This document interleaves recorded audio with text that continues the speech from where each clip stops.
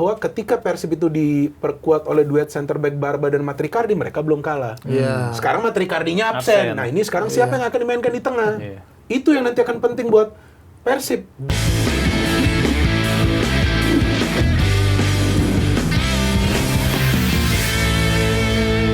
Bung Binder, Bang Rais, ini kan selain timnas Indonesia, nih Super League kembali lagi nih. Waduh, ini. Nih gak Persib gak makan nih. Itu dia makanya, gak Persib gak makan. Betul. Biar untuk mengamankan stok beras kita. Nah itu.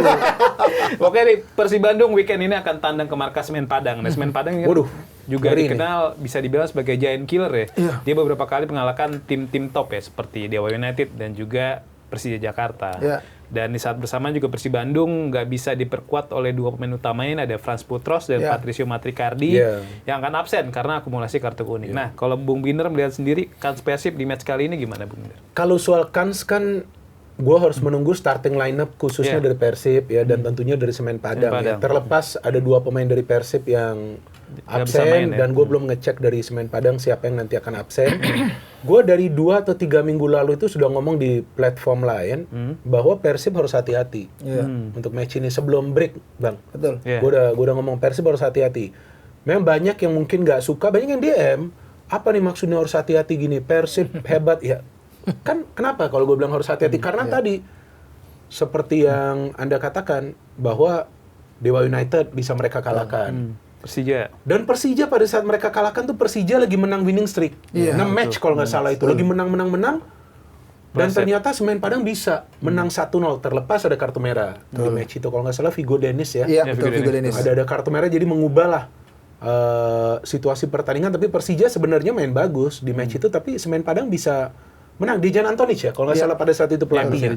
Dan sekarang pelatihnya ini Imran Humaruri yang berpengalaman bersama Malut musim lalu yang mengalahkan Persib di kandang Malut ya 1-0 kalau nggak salah pada saat itu. Dan waktu main di Persib musim lalu dengan Imran, Malut mainnya gak jelek. Gak sejelek seperti Malut musim ini bermain di Persib. Gue masih ingat. Artinya mengganggu banget tuh ke Persib Bandung. Jadi ini faktor pelatih ini sangat penting bagi Semen Padang. Berpengaruh banget ya. Dan Semen Padang ini adalah tim ajaib yang di putaran kedua musim lalu ketika mereka berada di zona papan bawah, kemungkinan degradasi ternyata bisa keluar di laga terakhir itu. Arema. Tapi sebelumnya kan mereka ada imbang, ada menang, ada apa. Ada pergantian pelatih juga musim lalu ya. Almeida ya? Kalau Almeida masuk, ada pemain-pemain baru masuk putaran kedua. Ini situasi dan kondisinya sama nih. Seperti musim lalu. Ada pelatih baru, Dejan masuk. Oke, Dejan sekarang sudah enggak. Imran, ada beberapa pemain baru yang masuk juga. Jadi Persib ini harus berhati-hati untuk match main di Padang ini. Jadi nggak boleh dianggap remeh Semen Padang ini. Kalau soal kans, ya gue nggak bisa sekarang ngomong kansnya mungkin menang. Atau mungkin memang cuman perlu gue kasih catatan bahwa ketika Persib itu diperkuat oleh duet center back Barba dan Matricardi, mereka belum kalah. Sekarang Matricardinya absen. Nah ini sekarang siapa yang akan dimainkan di tengah?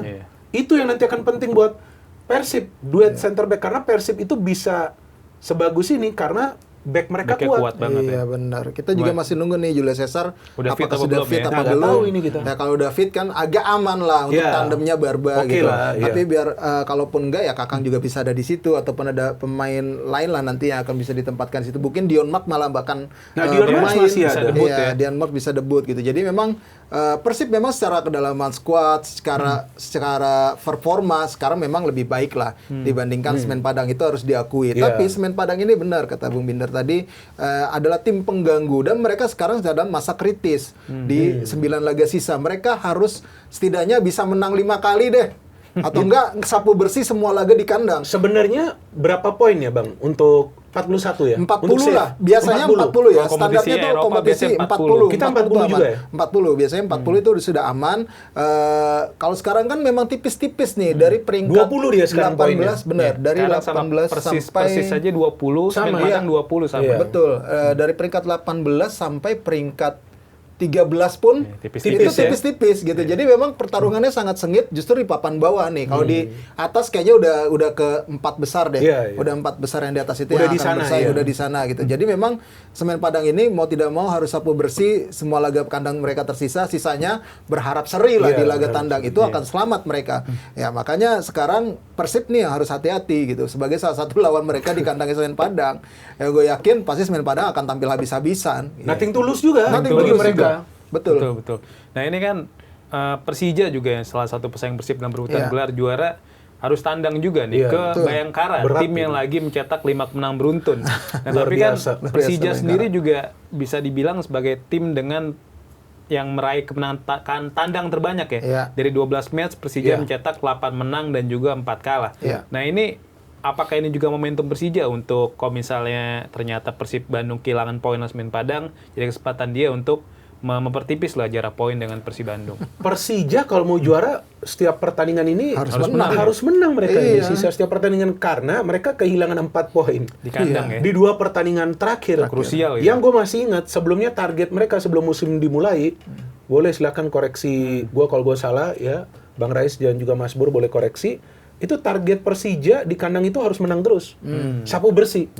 Terus di luar adalah kalkulasi mereka berapa poin yang mereka harus raih untuk menjadi juara. Tapi mereka sudah kehilangan 4 poin. Berarti nggak mungkin mereka bertahan non Bayangkara ini.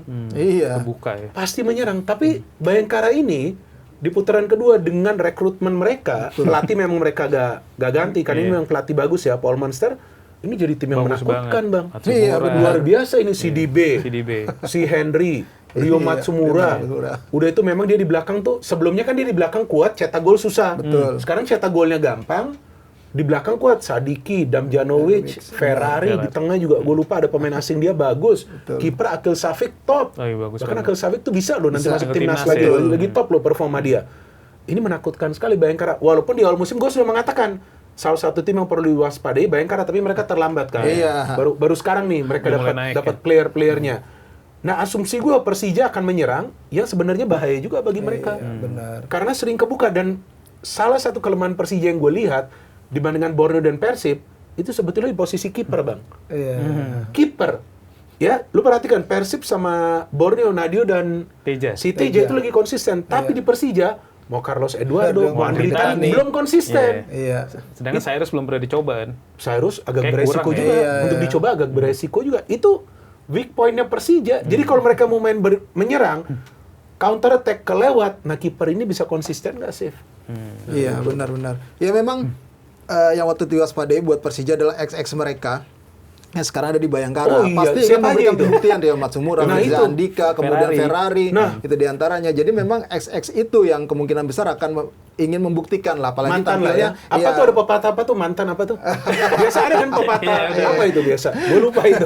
Yang kebuktikan Arema udah Arema. Betul, Rio Fahmi dengan Hansa Muyamanya itu sudah membuktikan malah justru mempermalukan Persija gitu loh. Di GBK lagi. Sementara sekarang 2-0. Sementara sekarang di Bayangkara ini ada lebih banyak lagi pemain ex Persija yang juga akan bermain di Bayangkara. Terus Bayangkara juga sedang top perform. Jadi memang harus waspada. Persija pasti akan bermain seperti yang mereka biasa mainkan, akan mencoba menjadi tim yang tampil dominan, menguasai penguasaan bola. Tapi ketika serangan balik ini kerap kali kerap kali kedodoran beberapa kali kalau menghadapi pemain cepat. Nah, sementara ada Rio Matsumura juga yang sangat lihai untuk hal tersebut gitu, untuk bisa diandalkan. Jadi memang harus hati-hati Persija untuk transisinya gitu. Gue yakin Mauricio Sosa sekarang lagi pusing 7 keliling lah. Ibaratnya apalagi Mauricio Sosa juga sedang cedera. Nah, walaupun masih ada Gustavo Almeida juga di situ gitu. Dan Excel juga gue sih masih menantikan sebenarnya Excel. Gue menyayangkan juga dia tidak masuk dalam daftar itu karena memang kan dia tidak dapat kesempatan. Sayang banget tidak dapat kesempatan. Padahal dia lagi bagus loh, 4 gol ya dia. 4 gol di awal musim ketika Gustavo Almeida cedera. Dia yang bagus. Arema saat itu. Betul. Jadi memang ya tunggu aja nih apa yang akan dibuat sama si Mauricio Sosa. Kalau gue lihat harusnya dia tetap akan tampil dominan karena incernya menang.